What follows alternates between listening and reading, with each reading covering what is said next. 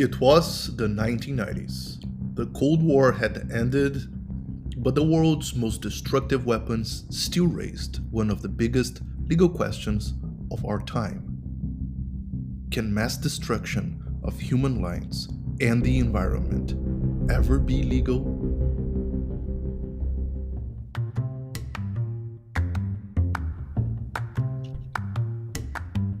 Welcome to International Law Unboxed, the podcast where we unpack legal concepts from legislation and case law and make them usable in the real world. I'm your host, Leonel Lisboa. This is Modern Echoes of International Justice, our 10-episode series on how decisions of the International Court of Justice shape legal thinking on sustainability, business, and human rights. Episode 2: Words versus Harm, Nuclear Weapons and the Law.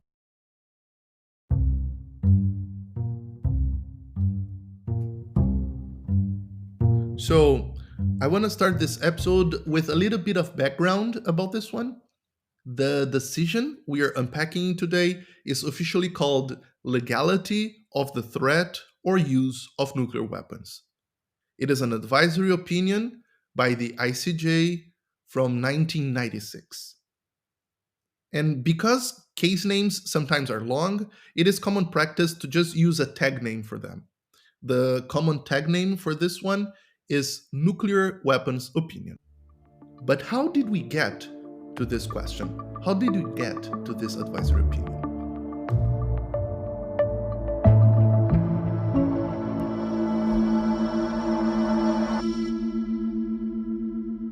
It began with a request from the United Nations General Assembly in 1994. But before that, civil society groups, non-aligned movement, and many governments had been campaigning also for decades to get an authoritative legal answer on nuclear weapons.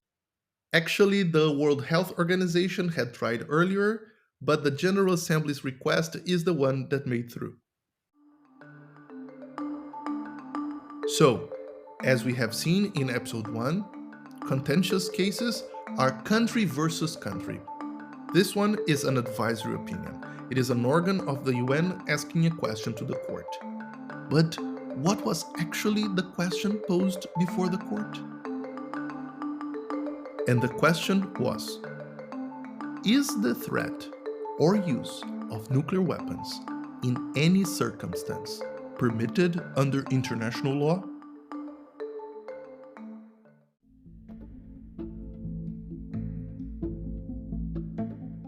You can imagine that this question attracted a lot of interest, right?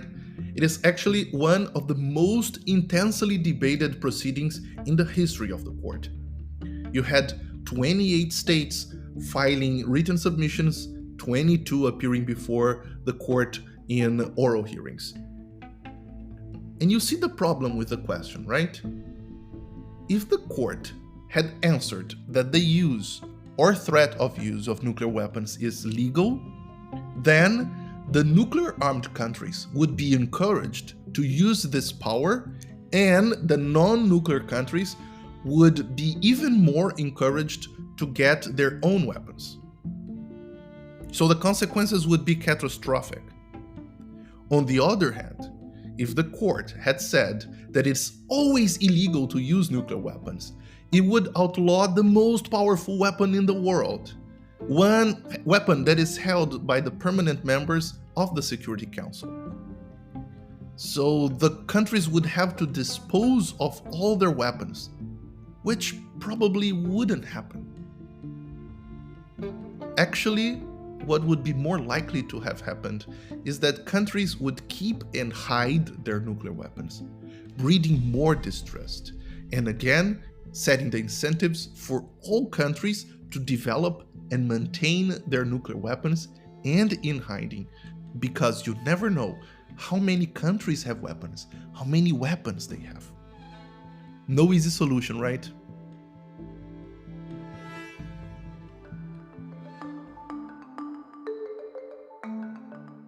Well, the court reached for the prohibition over two other types of weapons the biological and chemical weapons, to try to find a solution. In paragraph 57, the court had to recognize that there are specific treaties and general principles of international law that outlaw the use of weapons that are chemical and biological, but could not find the same ground for nuclear weapons. So then, the court had to find a very careful path to walk. In 8 of July of 1996, the ICJ handed down its opinion.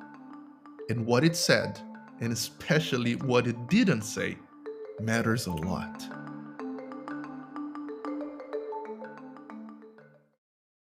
Let's jump to the court findings. It is actually a very classical syllogism. There is no treaty or customary rule that explicitly authorizes the use or threat of use of nuclear weapons.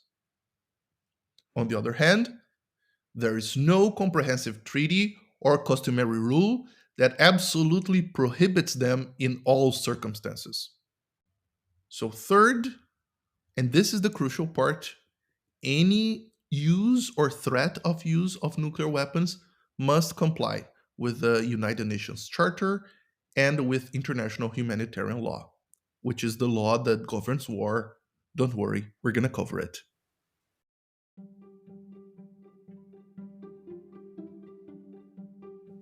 You might be thinking, okay, cool fun facts, but what does this decision have to do with business and human rights and sustainability?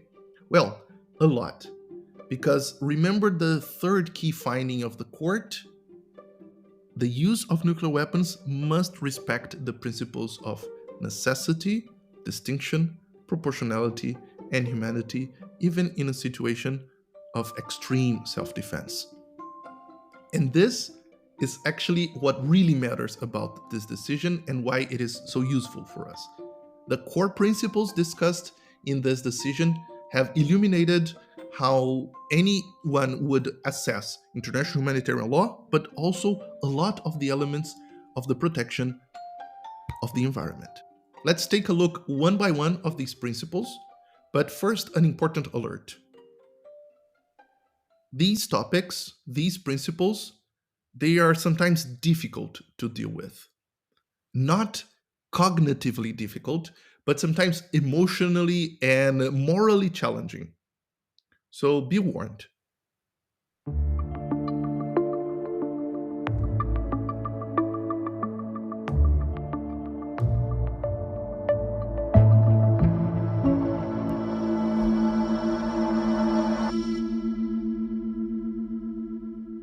First, let's take a look at the principle of necessity. In law, the word necessity is interpreted very radically. It is not like we use on our everyday language when you say, oh, I really need a cappuccino or I need a haircut. In law, necessity has a much sharper meaning. It means something that must be this way and that cannot be on another way. In the context of war, the principle of military necessity allows a state to use force, but only the force that is strictly necessary for a specifically military objective. Anything beyond that would be superfluous damage, cruelty, or destruction without military purpose, which is not necessary. The second principle is proportionality.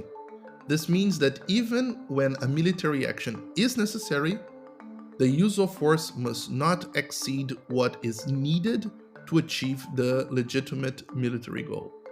In other words, the military action itself has to meet the necessity test first, and then the level of force has to be proportionate to the necessary objective.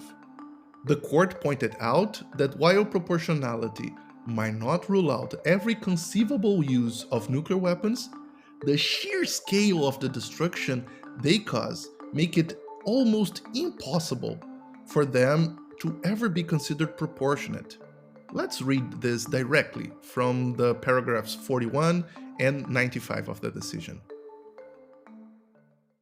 The proportionality principle may thus not in itself exclude the use of nuclear weapons in all circumstances, but the destructive power of nuclear weapons cannot be contained in time or space, making it difficult to envisage how their use could be compatible with the requirements of law applicable in armed conflict.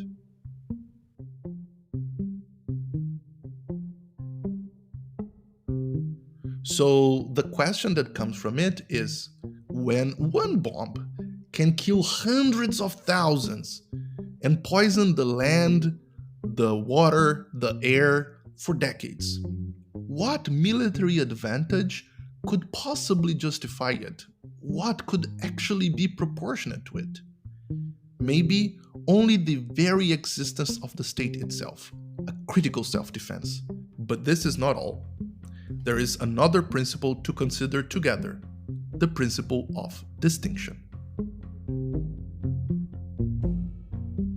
Under international humanitarian law, even if a military action is necessary and proportionate, it must always distinguish between military targets and civilians. No one can deliberately target civilians, and you can't use a weapon that is incapable of making the distinction. The ICJ reaffirmed this principle in paragraph 78. It stated that states must never make civilians an object of attack and must consequently never use weapons that are incapable of distinguishing between civilians and military targets. In other words, it is not enough for an action to be necessary and proportionate. It always has to respect the fundamental rule of sparing civilians and focusing only on legitimate military targets. So you may be thinking now, what are animals? Are animals civilians? Are forests civilians? Yes. Under international law, what is not a military target, it is then a civilian. So you have forests, animals, the water, the air, everything has to be considered a civilian and cannot be the target of an attack.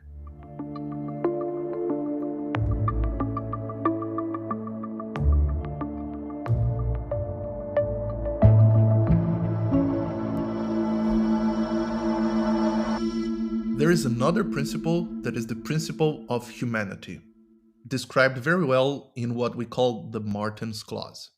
This clause reminds us that even when no specific treaty applies, civilians and combatants remain under the protection of principles of humanity and the dictates of public consciousness. Here is the exact wording of the Martens Clause from the Hague Conventions of 1899 that is cited by the court in paragraph 72.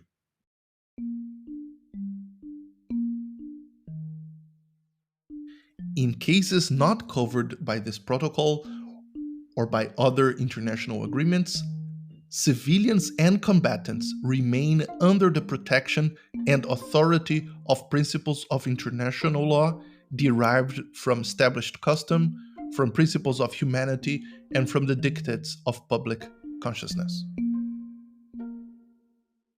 In other words, the Martens Clause is a kind of safety net.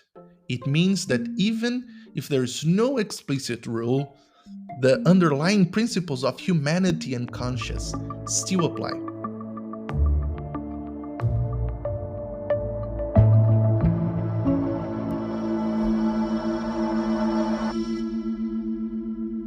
You remember that the third conclusion of the court is that the use of or threat of use of nuclear weapons had to comply with the UN Charter.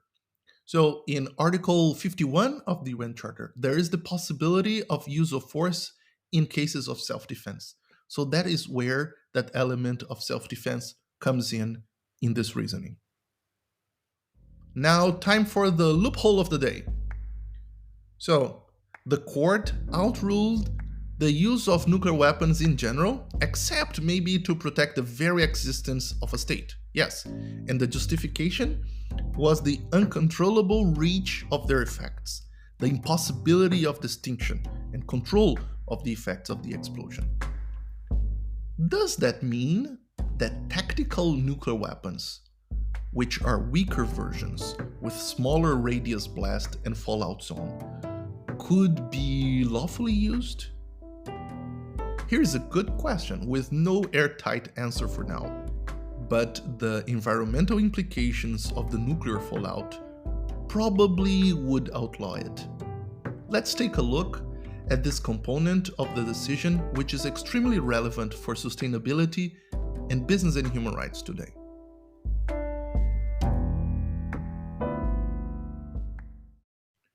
The protection of environment and transboundary harm.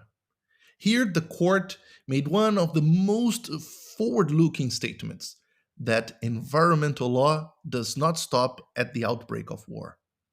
Even in armed conflict, the environment is legally protected.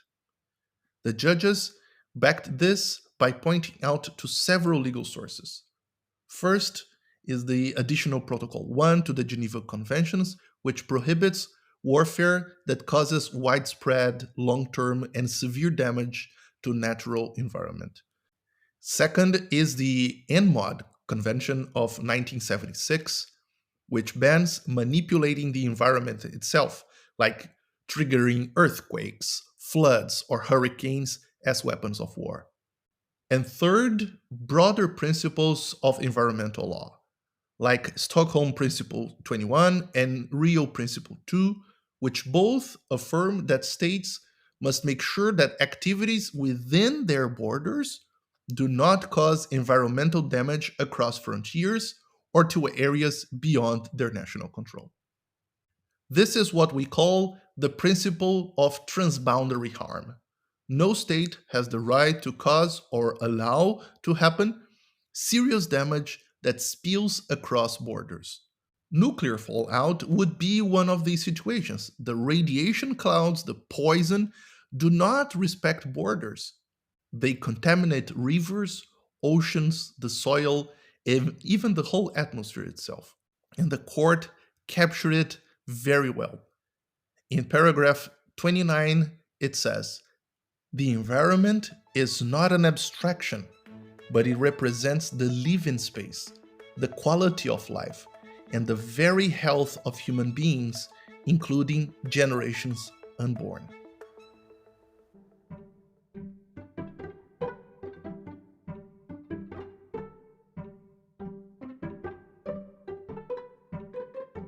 Chasing the thread. So my cat was listening to this part of the episode and suddenly tilted her head, looked at me as if asking, "Hey human, what about this thing of using the weather manipulation as a weapon of war?" So then I explained that the convention I mentioned, the NMOD convention, actually stands for Convention on the Prohibition of Military or Any Other Hostile Use of Environmental Modification Techniques. It is from 1976. And it prohibits the use of weather or environmental modification techniques to deliberately cause floods, droughts, earthquakes, hurricanes, etc. It makes it very clear that you cannot use weather modification as a weapon of war. But peaceful applications are okay, like if you want to make the clouds rain on your crops or something like that. And here is the thread to chase. If international law says you cannot destroy the environment as a method of war, how much stronger is the case against destroying it for profit? Through predatory exploitation, reckless extraction, or pollution? It doesn't matter if it is a nuclear explosion or an oil spill on a river or on the ocean, deforestation, carbon emissions. All these are just examples of threatening the living space of current and future generations of all species, including humans and cats. So Fumaça, that's your answer. You can go back to your nap now.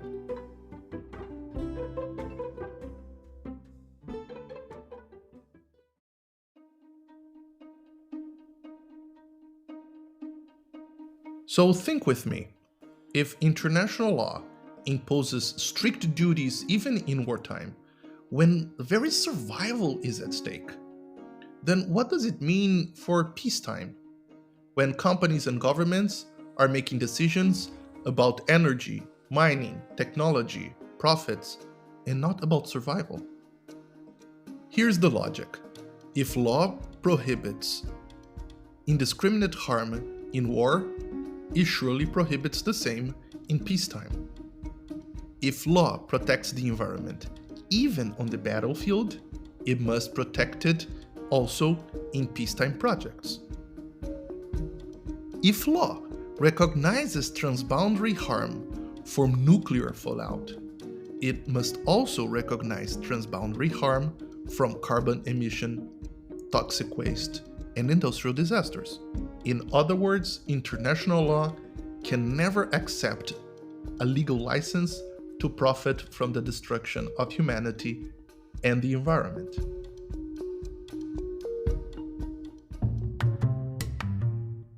So this was episode 2 on the analysis of the nuclear weapons opinion. I hope you enjoyed learning a little bit more about necessity, proportionality, distinction, and humanity, understanding also the concept of transboundary harm and seeing how this applies to the protection of the environment even today. Before we go, some reading recommendations.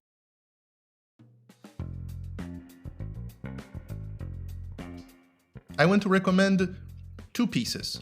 One by John Burroughs, The Illegality of Threat or Use of Nuclear Weapons, a Guide to the Historic Opinion. This one, you're gonna see some comments and this including some elements of the environmental dimension of the decision. It was published in 1997. The second one is Use ad bellum and Use in bello in the Nuclear Weapons Advisory Opinion. It is a more classic analysis based on international humanitarian law, and it was written by Christopher Greenwood in 1999. Thank you for listening. If you have any questions, comments, suggestions, or ideas, please let me know. You can drop a comment in your podcast player or reach out to me in social media or even send me an email. The details are in the show notes. Next episode, we unpack a contentious case and see how the ICJ deals with the questions of corporate nationality, shareholders' rights across borders, and obligations that are owed to the whole world community, even when the injury seems private. Join us, won't you?